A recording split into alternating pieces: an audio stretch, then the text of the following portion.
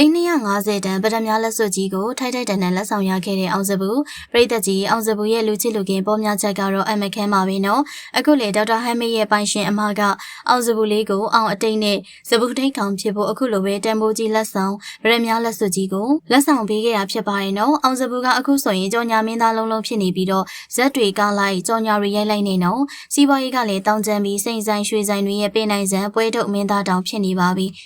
တပင်ရာသီပြန်စားတော့လေဇက်တပင်မှာပိုတောက်ပါပြီးတော့ရုံအပြည့်ရုံရှန်တောင်အားပေးခဲ့ကြတဲ့ပရိသတ်တွေရှိနေပါတယ်။သိန်း250တန်ပထမလက်စွပ်ကြီးကိုထိုက်ထိုက်တန်တန်ရပြီးတော့အောင်စပူဝစ်စုံကြီးကလည်းနီလာရီစီချေထားတာတယ်နော်။ရတနာရီစိန်တွေလမ်းခင်းပေးမဲ့အောင်စပူလာရင်အောင်အတိတ်နဲ့ချမ်းသာမေးဆိုတာတကယ်ကိုပြောတာပါနော်။ချင်းရတဲ့မင်းသားလေးအောင်မြင်နေတာကြည့်ပြီးဝမ်းသာကုန်ယူမိတယ်လို့သူ့ရဲ့စမ်းကြမသွားစေဖို့လေအတိုက်ခိုက်တွေရန်မှကင်းဝေးပါစေလို့ဆုတောင်းပေးလိုက်ရပါတယ်။ဒီတော့ပရိသတ်ကြီးအောင်စပူရဲ့သိန်း250တန်ပထမလက်စွပ်ကြီးထိုက်တန်စွာလက်ဆောင်ရခဲ့တဲ့အပေါ်မှတ်ချက်လေးတွေကိုပြပြခဲ့ပါအောင်ရှင်